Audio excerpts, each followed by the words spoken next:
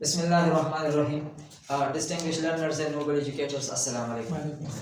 आज हमारा बहुत ज़्यादा इंपॉर्टेंट टॉपिक है और वो है वर्ब। क्या है verb? The correct pronunciation is verb. You should try to not R letter here verb. Okay, verb हमारे पास क्या है? ये हमारे पास एक ग्रामेटिकल वर्ड है। क्या है? एक ग्रामेटिकल वर्ड है, means which shows an action और कंडीशन इन अ सेंटेंस और state in a sentence. Which shows an action और condition in a sentence. For example, action what does it mean? I am playing cricket. ये एक action है। State क्या है? I am busy. ये हमारे पास एक स्टेट है। और स्टेट ऑफ बीइंग क्या है? For example, I am a doctor. ये हमारे पास स्टेट ऑफ बीइंग है। अच्छा, एक जनरल फैक्ट भी हो सकता है। For example, I can say that you are a child 10 years before. आप 10 साल पहले एक छोटे बच्चे थे, ठीक है ना? ये हमारे पास एक जनरल फैक्ट है। अच्छा, एक यूनिवर्सल ट्रुथ भी हो सकता है। फॉर एग्जांपल, आई कैन से द स्काई इज हाई। तो हमारे पास वर्ड क्या है? एक स्टेट भी हो सकता है और एक्शन भी हो सकते हैं, जैसा कि मैंने पहले आपको बता दिया, ठीक है जनाब। अब हमारे पास वर्ड जो है, इसकी बुनियादी तौर पर दो किस्म है। क्या है? दो किस्म है। एक को फाइनाइट कहते हैं और एक को नॉन फाइनाइट कहते हैं। फाइनाइट और नॉन फाइनाइट। अब फाइनाइट क्या है? Finite mean which is limited to subject. Non finite mean which does not limited to subject. इसका क्या मतलब है? For example, if I am going to say, अगर मैं कहता हूँ आई राइट अ लेटर, फिर मैं कहता हूँ she writes, they write, I go, she goes, ठीक है ना? जब मैं सब्जेक्ट चेंज करता हूँ तो वर्ब भी उसके साथ डायरेक्टली चेंज होता है, ठीक है जनाब? तो इसको क्या कहते हैं? I go, he goes, she goes, they go, I write, she writes, he writes, Sana writes, Ali writes, Ali and Sana write। तो हम जब सब्जेक्ट चेंज करते हैं तो वर्ब भी उसके साथ चेंज होता है, तो इसलिए इसको कहते हैं finite verb which is limited to subject. इसके साथ जो इसका वाइस वर्सा है वो क्या है? Non finite which is not limited to subject. मतलब ये, फॉर एग्जांपल, अगर मैं कहता हूँ I want to buy a car, he wants to buy a car या she wanted to buy a car. अगर आप इस जुमलों को जरा गौर से देखें, टू बाय अ कार हर जगह पर सेम है। मतलब ये है कि इसके सब्जेक्ट के साथ कोई ताल्लुक नहीं है। अगर आप आई कर दे, अगर आप ही कर दे, अगर आप शी कर दे, अगर आप सना कर दे, अगर आप अली कर दे, तो सबके साथ वही टू बाय आ जाए। फॉर एग्जांपल, मैं कहता हूँ आई वांट टू बाय, या she wants to clean the room, they want to clean the room, Sana wants to clean the room. तो क्लीन सबके साथ एक साथ आ जाता है। For example, I want to buy a car, she wants to buy a car, he wants to buy a car, Sana wants to buy a car, Sana and Ali want to buy a car. तो सबके साथ verb जो है वो एक जैसा जाता है। जब सब्जेक्ट के साथ वर्ब चेंज होगा तो उसको कहेंगे फाइनाइट वर्ब। जब सब्जेक्ट के साथ वर्ब चेंज नहीं होगा तो हम उसको कहेंगे नॉन फाइनाइट वर्ब, ठीक है जनाब? अब फाइनाइट वर्ब के बुनियादी तौर पर दो किस्म है। एक को हम एक ऑर्डिनरी वर्ब और मेन वर्ब भी कहते हैं। क्या? Ordinary verb, main verb. और एक हमारे पास है ऑक्सिलरी वर्ब और हेल्पिंग वर्ब। सबको इंशाल्लाह कंसाइज तरीके में पढ़ते हैं ताकि आपके समझ में आ जाए, क्योंकि वर्ड में बहुत ज़्यादा कंफ्यूजन, एम्बिग्विटी और क्वेश्चंस होते हैं। तो मैं कोशिश करता हूँ कि इसको कंसाइज तरीके में हल करूँ, क्योंकि वीडियो बहुत ज़्यादा लंबी हो जाएगी, लेकिन ये बहुत ज़्यादा इंपॉर्टेंट टॉपिक है, ठीक है जनाब? तो हमारे पास जो ऑर्डिनरी वर्ब है, फिर ऑर्डिनरी वर्ब मेन वर्ब को कहते हैं, ठीक है जनाब?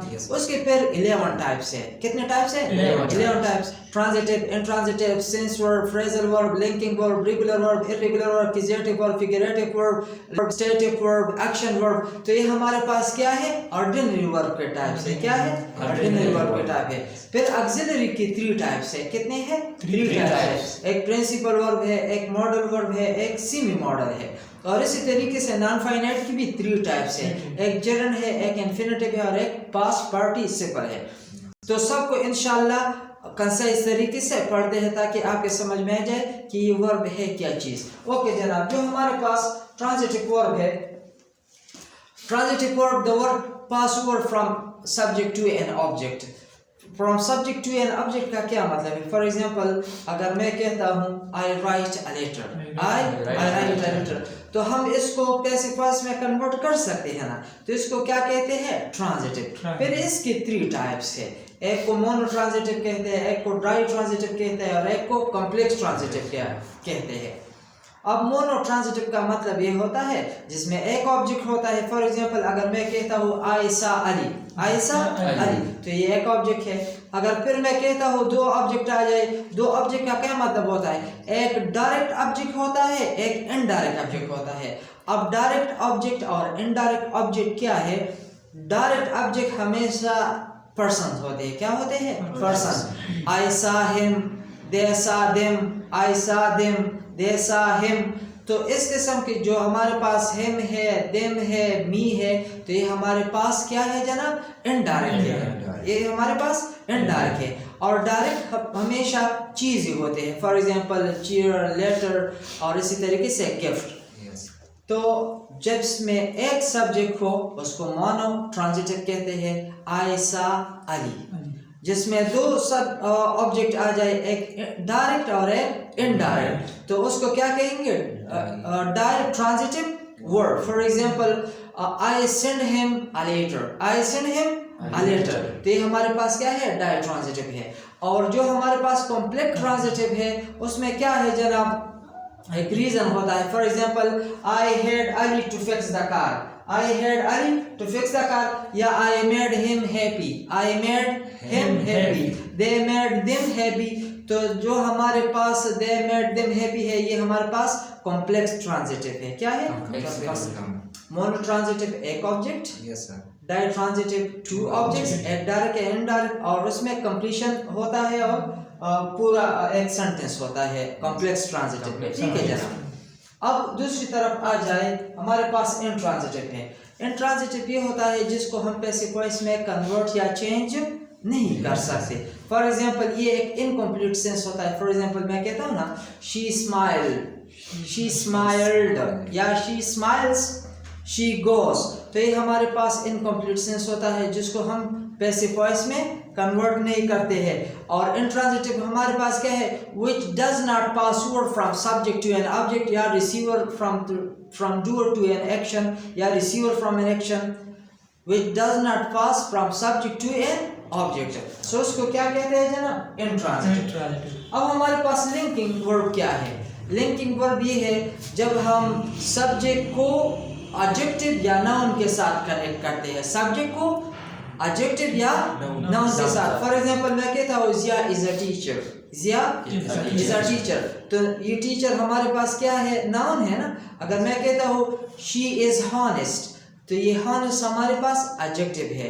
तो यहाँ पर ये इज हमारे पास क्या है? लिंकिंग वर्ब है। लिंकिंग वर्ब क्या है?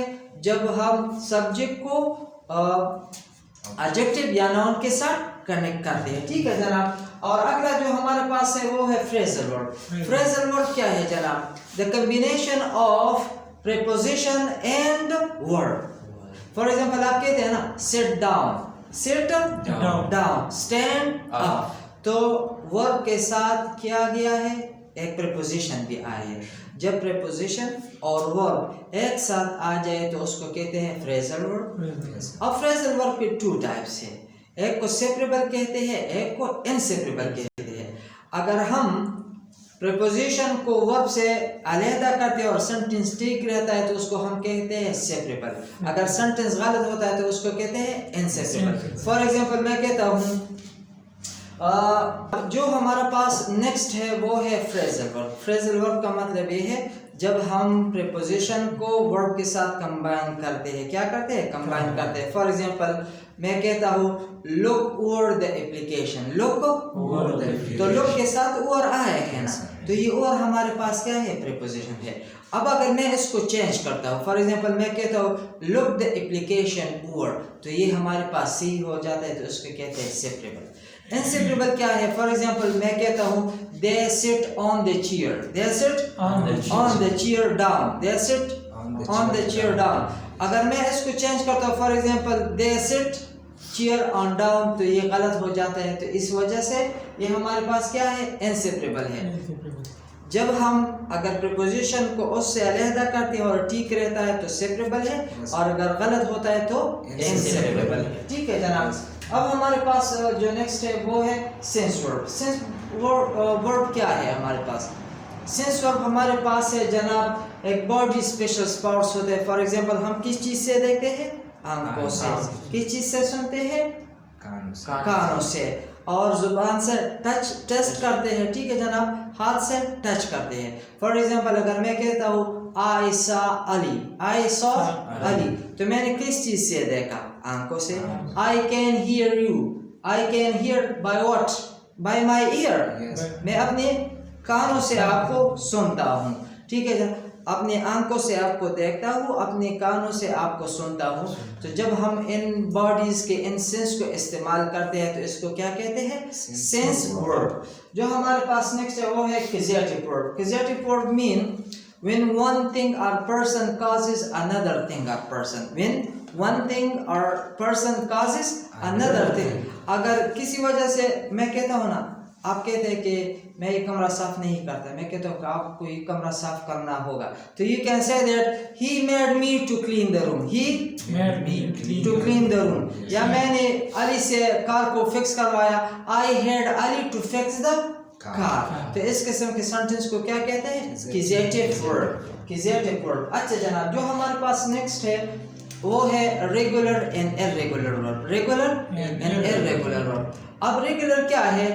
रेगुलर वर्ब जो होते हैं उसका एक स्पेसिफिक रूल्स होते हैं और एक स्पेसिफिक हम उसके लिए एक कानून रखते हैं, उसके मुताबिक हम उसको चेंज करते हैं। फॉर एग्जांपल उसके आखिर में डी या ईडी या टी आएगा। किस तरीके से? फॉर एग्जांपल अगर मैं कहता हूँ हियर, तो हियर्ड, हियर्ड इसके साथ आखिर में डी आएगा। अगर मैं कहता हूँ लोडेड, लोड, लोडेड, लोडेड, तो आखिर में ईडी आ जाएगा, ठीक है जनाब। अब अगर मैं कहता हूँ लर्न, तो आखिर में टी आ जाएगा, लर्नड, लर्नड। तो हमारे पास जो रेगुलर चेंज होते हैं उसके लिए एक स्पेसिफिक रूल्स होते हैं, जो हमारे पास इर्रेगुलर है उसके लिए स्पेसिफिक रूल्स नहीं होते। उस जिस तरह एक जनरल पैटर्न होता है और रेगुलर के लिए, उसी तरीके से इर्रेगुलर के लिए नहीं है। जिस तरीके से मैं कहता हूँ सी सॉ सीन, सी सॉ सीन, तीनों मुख्तलिफ किस्म के उसमें चेंजेस आ जाते हैं। अब अगर मैं कहता हूँ पोर्ट, पोर्ट, पोर्ट, तो तीनों एक जैसे हैं। मैं कहता हूँ वॉश, वॉश्ड, वॉश्ड, दो चेंज हो जाते हैं। तो इस किस्म के वर्ब को क्या कहेंगे? इर्रेगुलर। जिसके लिए खास रूल्स हो उसको हम रेगुलर कहेंगे, जिसके लिए कोई रूल्स ना हो, जनरल पैटर्न से हम उसको चेंज नहीं कर सकते, तो उसको हम क्या कहेंगे? Irregular verb.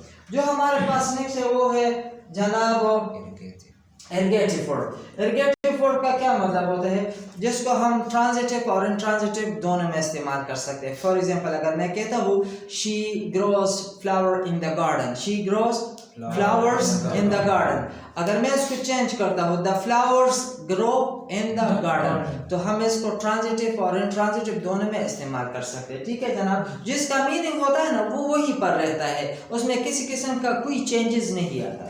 जो हमारे पास फिगरेटिव है ये इर्रिगेटिव के बिल्कुल वाइस वर्सा है, अपोजिट है। इसका मीनिंग वही नहीं होता, मुख्तलिफ हम उसको इस्तेमाल नहीं कर सकते, ठीक है जनाब। अब अगर मैं कहता हूँ figurative verb use in a different from the usual meaning. For example मैं कहता हूँ he exploded with rage, he exploded with rage, तो यहाँ एक्सप्लोडेड का मतलब होता है फटना, धमाका, ठीक है जनाब। लेकिन यह इसका मतलब है ही एक्सप्लोडेड विद रेज, वो गुस्से से आग बगोला हो गया, वो गुस्से से आग बगोला हो गया, ठीक है जनाब। जो हमारे पास नेक्स्ट है वो एक्शन वर्ब है।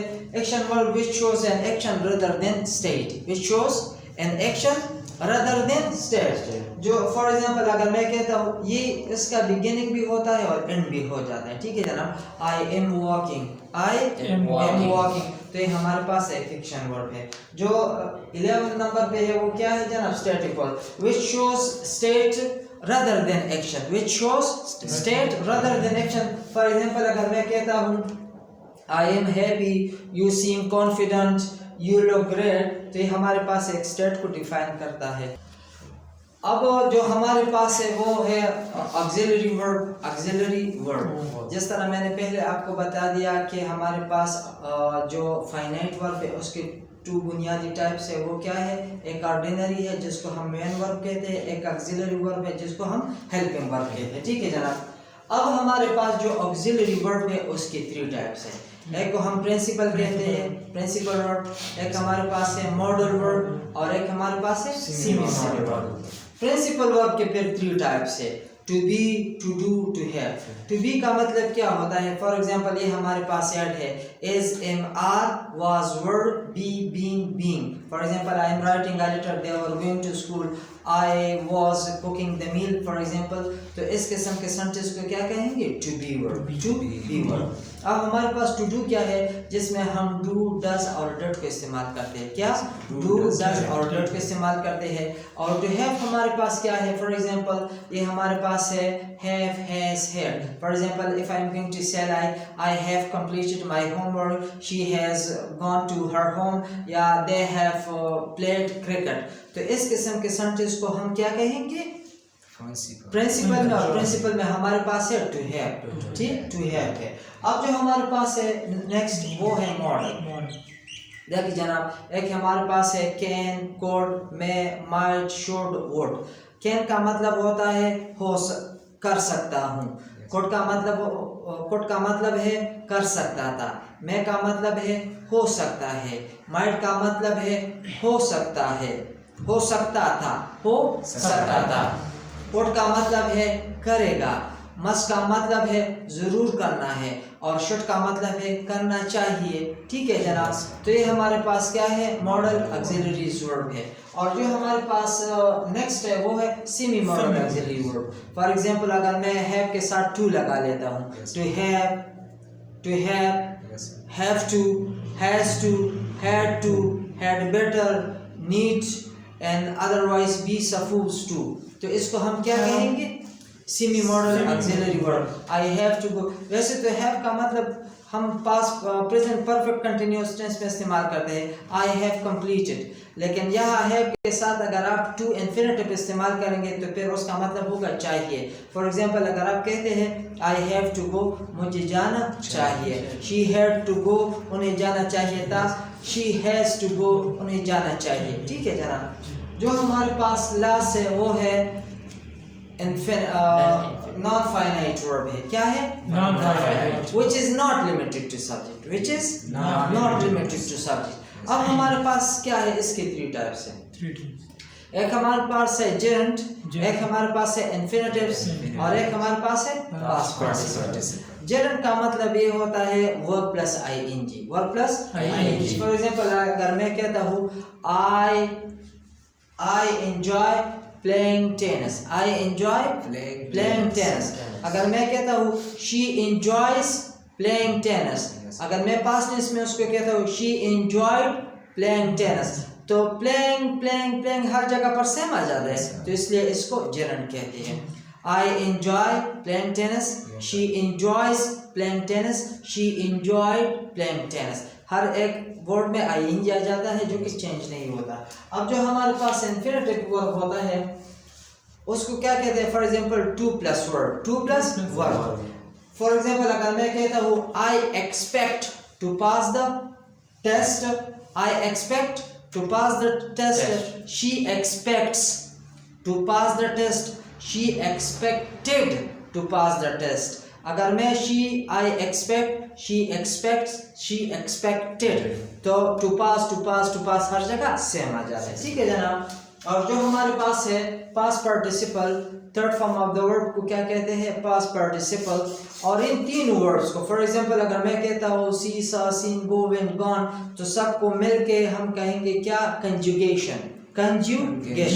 अब अगर मैं कहता हूँ पास्ट पार्टिसिपल में I have written a letter, I have written a letter, इसकी जगह मैं कहता हूँ she has written a letter, she has written a letter।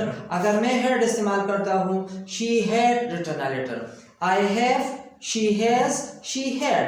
तो वहाँ पर जो पहला वर्ब है हमारे पास आई के साथ है, शी के साथ है, फिर शी के साथ है, तो जो वर्ब चेंज होता है एक फाइनाइट है, जो वर्ब चेंज नहीं होता, जिस तरह written, I have written a letter, she has written a letter, she had written a letter, तो रिटन हर जगह सेम आ जाता है, इसलिए इसको क्या कहेंगे? Past participle. उम्मीद है आप समझ होंगे।